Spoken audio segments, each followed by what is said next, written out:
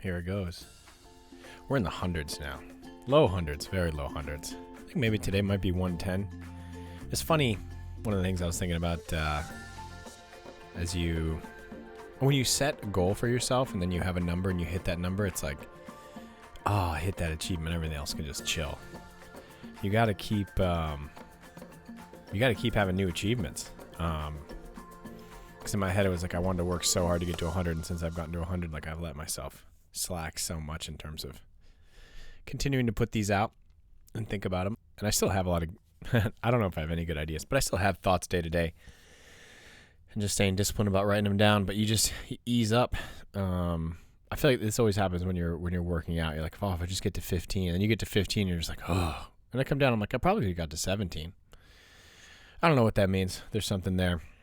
One of the things I wanted to chat about today was wrestling with yourself versus wrestling with external things.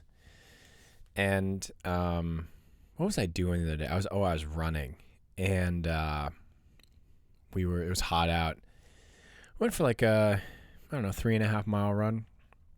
So, and it was not a fast pace, but it was really hot, really humid, and it had been a long day. Did it toward the end of the day, so just not particularly hard, but like enough discomfort. I had enough fatigue built in where I was in a little bit of a cranky mood, and I always think it's such a cool perspective. Like if I can just get myself to do something like a little physically challenging, like when I'm in a bad mood and uncomfortable and a little tired, good stuff really happens.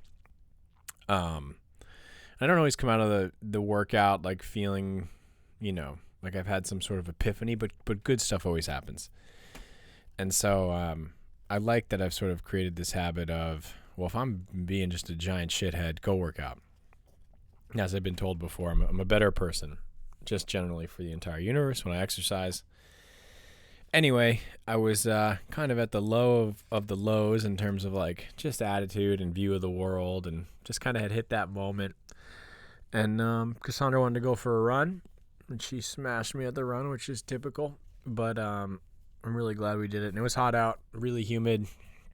And for me, I sometimes will check out during exercise, but it also allows me to like it just pits me tunnel vision between me and whatever the thing is that I'm just whinging at, whatever I'm being really annoying toward.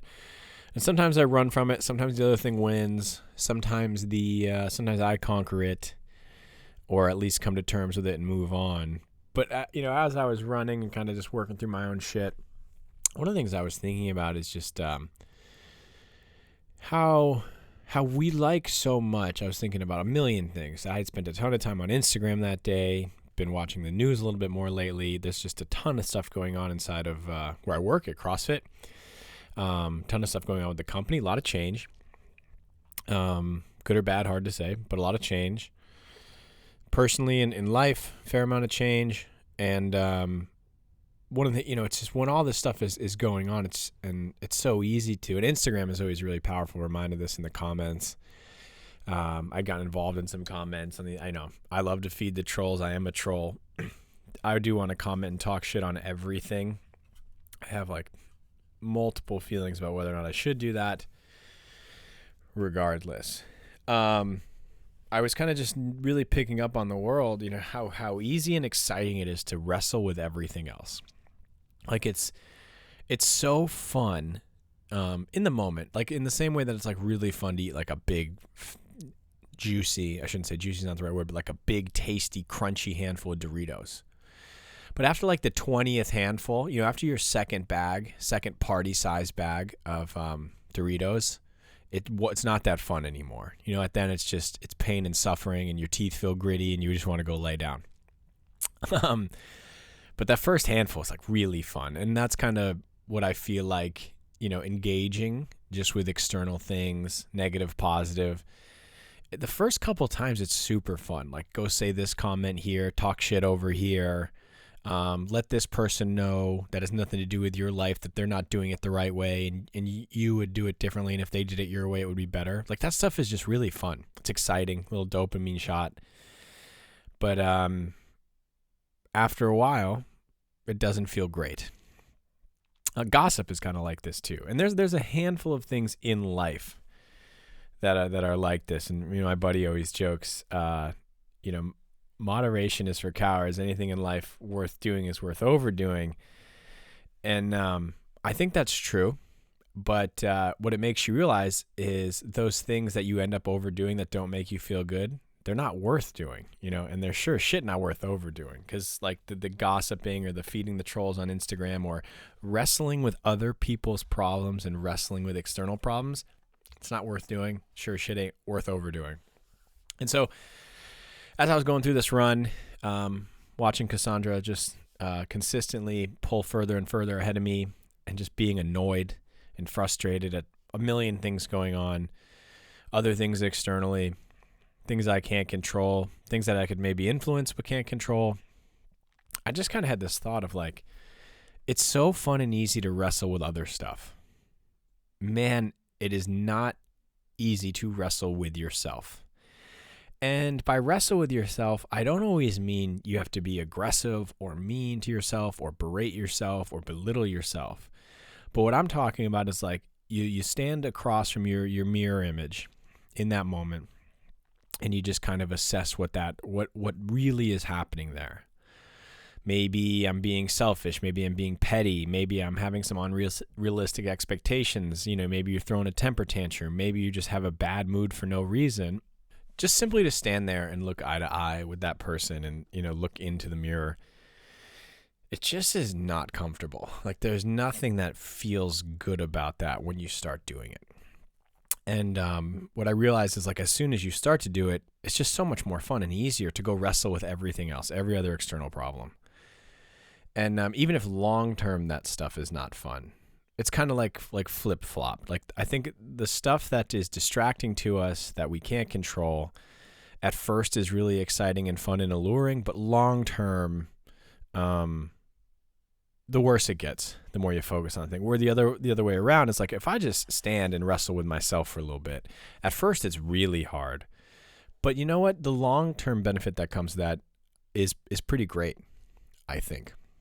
Because when you can do that quickly, it allows you to turn your mood around immediately. Because you just realize how much stuff from the external world you take on that you don't need to take on, or you do identify what is an actual legitimate problem you're having and how to deal with it, or at least how to start to deal with it. You don't solve every problem this quickly, but we create a lot of our own symptoms, I think, sometimes. At least I do. Or lately when I've been in these crappy moods, I know I do. And one of those sayings that I've talked about before, it's like easy now, hard later, hard now, easy later. And I feel like when it comes to dealing with your own bullshit, sorting through your own emotions, crafting a better perspective, it 100% is like that saying applies to it. Easy now, hard later, or hard now, easy later. And that was really it. It's just I think we'd have more benefit wrestling with ourselves. And again, I want to hit on the fact that I think it's really important to understand that wrestling with yourself is not berating yourself. It's not belittling yourself. It's just standing there and taking like a realistic assessment of what am I doing? Why am I acting a certain way? Is this thing a real problem? Would I be embarrassed to tell other people about how I'm acting, feeling, reacting right now? Or if I think about that one a lot, like if I'm in a mode or doing something I feel like is like, I don't really like how I'm behaving, I'll ask myself like, well, what if someone was Instagram living this right now to the world? Would I be like, ooh, I hope they take that video down? Or would I be like, yeah, no big deal. That's okay. Let them do it. And this led to a different conversation. Anyway, so that was that. Wrestling with yourself. I'm perpetuating the bad mood. I'm pointing the finger. When in fact, it's like I'm trying to focus on things I cannot control externally. And then what I'm doing is I'm giving all of my agency to the things I could control back out to those external things. grouchy, hot, tired, annoyed, frustrated with this part of my life, that part of my life. But if you can more regularly just stop and wrestle with yourself, I think there's a ton of value there. And it'll help you understand when you just start to have that reflex. It'll help you prevent that reflex of, the tasty reflex of, I'm going to go wrestle with every external thing I find, And again, I feel like Instagram was a good example of this, because it's just so tasty to go in there and talk shit and let people know that they're living their lives wrong and the way you live your life is so much better. And so people might say, but James, how do we let the world know that our way is better? And let's assume we all agree on what better means. I think part of that is, if you sign yourself up and your mission in life is to go change other people, you're also signing yourself up because you can't change or control other people. You're also signing yourself up voluntarily for a lot of misery and resentment. And if you know that and you accept that, have fun. You'll have some wins. You'll have a lot more losses, I think. And at the same time, like if you're someone who's really concerned, if you feel like you have a really great idea, I always think a great place to start is just kind of just put it out there freely. Don't try to control other people with it. See how they react. But I think also if you want to try and share an idea, thought, opinion with somebody, it's like engaging in legit dialogue with somebody, like an actual conversation to learn like where they're at, where you're at, and just share your case rather than force your case on others is also a good place to start. And people often tell me like, well, that's really slow and it's hard to do. And that's the truth. I think it is slow and hard to do. But if it truly is a great idea, it'll catch on without you forcing it down people's throats. So, different topic. That part of it is a different topic for a different time. And I think one other thing that insulates us from this is self-assuredness, knowing who we are. And I wasn't going to talk about this originally, but then I was at the coffee shop this morning and I was watching these two parents. They I think they said their son was 8 months old, something like that, young, under a year. And he's kind of just crawling around doing his thing, really happy, looked at us, I don't know if he waved, but like was doing little baby hand signs. I don't know how they communicate. And he smiled, which I think is a good thing. And I was just, we were laughing. He was just being really friendly. The parents were quite nice. They were having a nice conversation. Everything about it was relaxed. And one of the things I was thinking about as he was kind of crawling around there is there are a couple other families in the room, some other people in the coffee shop. And what I was thinking about is like, God, having a kid must be so challenging because it's one of those things I feel like people are, we can judge on everything, but people are really judgy about how other people raise their kids and how their kids behave. Anyway, Cassandra and I started talking about this, and what we were specifically talking about is like, I think, one of the things that can insulate you from this is being really self-assured and confident, knowing who you are and where it is you want to go and what you want to do.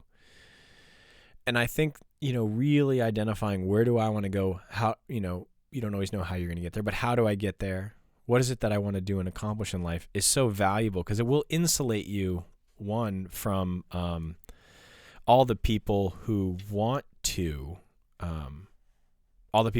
to come in and wrestle with your own business. They want to share their worldview to you. But also, I think it probably helps you stay focused on your own goal because if you really know who you are, where you want to go, what you want to do, I would say you're less inclined to go meddle in other people's business and wrestle with their stuff because you know what? It's time consuming to just stay focused on yourself and wrestle with your own stuff. And it's like, I don't have time for other people's, as they like to say, other people's monkeys and other people's circus. So that was it today. That was the thought is, learning how to turn around, confront, wrestle with yourself more often rather than always wrestling with all those external things. Because, it's easier to wrestle with those external things because ultimately you don't have any skin in the game. They're always easier to point a finger at. And when you turn around and wrestle with yourself, it kind of means you actually got to do something because that is something you can control and change. So that's where my head was at. It was cool. Run, the uncomfortable fitness always helps me get there. So one of the reasons I keep doing it. But we're back on it. I'm excited for this week's Friday Fitness Files and then joining the CrossFit podcast tomorrow. I don't know when that'll air. that'll be fun. Hope I can and share some news stories and insight there. So getting on that podcast. But all right, talk to y'all soon. Appreciate you.